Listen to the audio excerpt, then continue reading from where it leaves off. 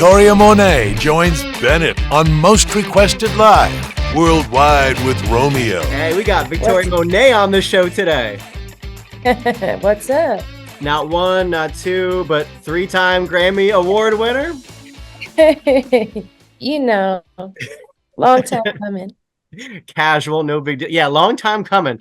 I feel like a lot of us music fans all were thinking the same thing when we saw you accept these Grammy Awards. We were like, yes, they got it right. About time. Here's her moment.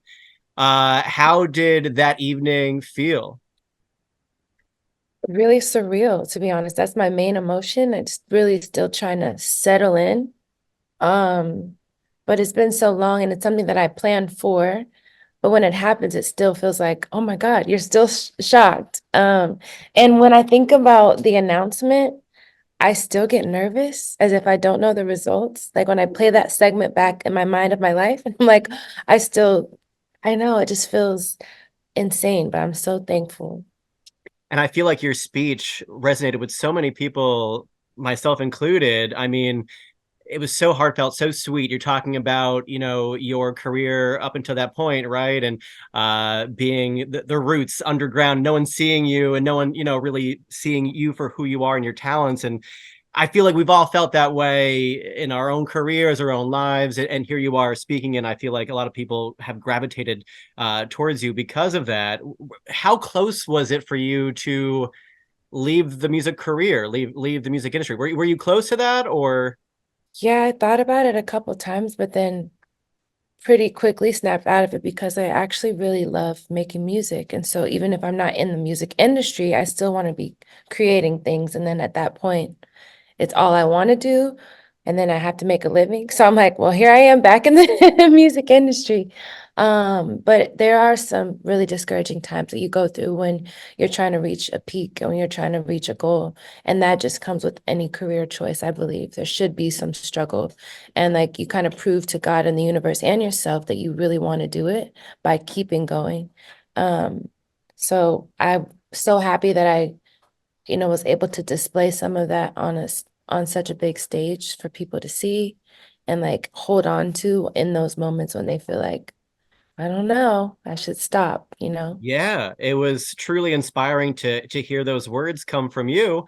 And were there, during those moments of those obstacles, right? Because I feel like I agree, growth comes from those obstacles and those challenges when you reach the And other uncomfortable. side.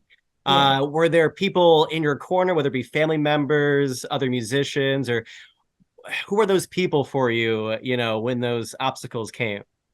So it's interesting. Sometimes the people in my corner would have the best intentions, but their offers were kind of like against what I know that I should do. Like for instance, my mom, very good intentions. She at times early on was like, you should just come home. Like I have everything you need here. Like you don't have to struggle down there. So like while her intentions were good, it was kind of like this idea that I should pack it up and come where I'm more comfortable, which I know as a mom, I can understand why she'd want me safe and like sound and feeling like in a better headspace. But I knew for myself and my career, I had to keep trekking. So I would say my mom was one of those people. Um, I definitely have really great friends who understood my lack of time to like hang out, Mm. but be friends. So I think that's a really big part of community is like having people who understand what your goals are and why maybe you can't make it to certain things. And that's their way of being supportive, but still having space for you and not taking it personally, being offended. Those are big things for me. And my team, I have such a great team. So, and there's been so many iterations of my team throughout the 15-year journey. So when I say my team, it's like from the very beginning, who I was surrounded by and depending on all the way until now.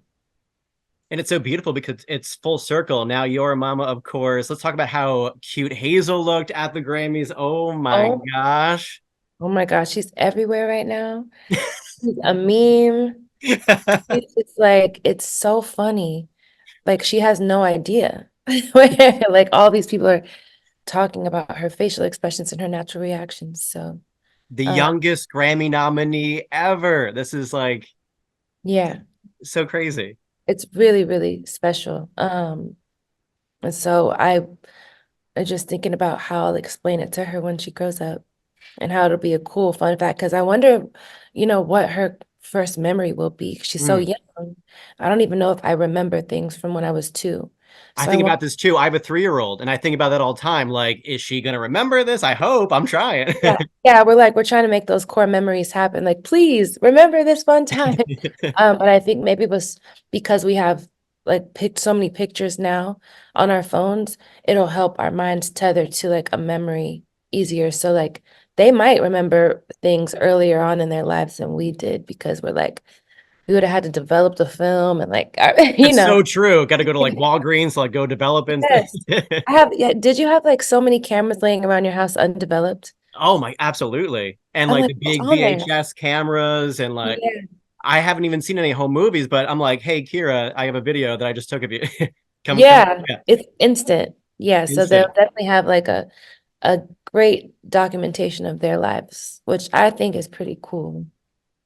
Now, have you felt like your songwriting has evolved since being a mom? Because I feel like everything changes when you become a parent. Like people say that, and then like it happens, and you're like, okay, yeah, you're right. True. Uh, has that changed you musically since being a mom? I really feel that I'm a little bit more conscious about language now, Mm. because when she listens to my songs like Moment, it's mother effing moment, and she said it before, so I'm like, okay, now I have to think of edited versions and like new words to use and careful what I play her, but I also still try to remain authentic to how I actually feel and speak.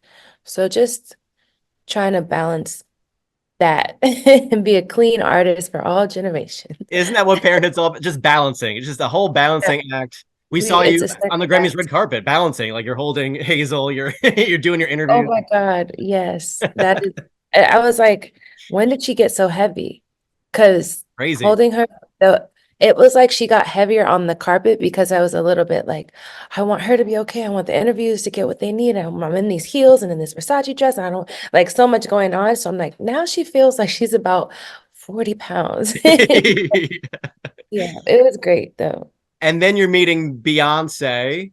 What was a cooler moment, winning a Grammy or meeting Beyonce? That's tough.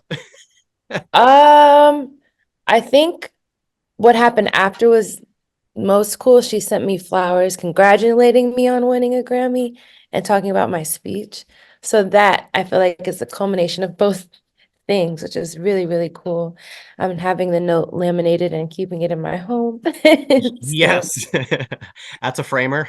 yeah, for sure. Oh my gosh. How do you feel about this country lane that Beyonce's going in? I love it for her, and I feel like it's a conversation starter, and I think that the conversation should be had. It's kind of been like an elephant in the American room for a long time, and so I'm happy that she's she's brave and she's gonna take this lane and demand the respect that country music from a Black artist deserves. She sounds so good doing it too. It's I incredible. swear, she can do anything. I've been saying this. She could have And, a bluegrass album tomorrow be number one. and she might, She might. who knows, Who knows? right? You can't put her in a box. Are you planting the seeds for like a collaboration or manifesting? Oh, I've been wanting that forever, but I also completely respect her legacy, and like if she doesn't want to, I of course, and if she does, like I will pass out and faint and celebrate daily. But it's really just more so about being inspired by a legend, living legend, just like she's 100%. been showing us the way. And you never know. Ariana Grande has a song with Mariah Carey now. That's her idol. So it's like these things be happening. We just gonna write them down, pray on them, manifest them, and keep working. Vision board, the whole thing. Yes. I always wrap up the interviews with this question, but I'm so excited to ask you this. The song you wish you wrote, is there a song that you gravitate towards for inspiration? You're like, this song's amazing. I wish I thought of that first.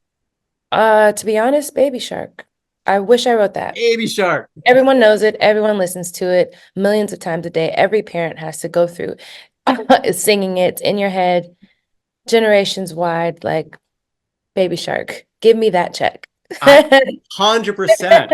That's in my car all the time. My gym is not too far away. I got my daughter in the back and she wants to hear it on loop. I didn't realize how far away my gym was until I heard baby Until you heard, like 10 times. I'm like, my yep, yep.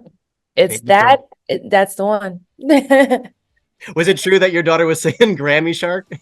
Yeah, the day the nominations came out, she's like started singing Grammy Shark. I'm like, you are a smart kid. For real. Yeah. Victoria Monet, I'm so happy for you. So deserved. Congratulations on everything. And thank you so much for taking the time out and chatting with us. Thank you so much. Appreciate you. See you soon. Okay.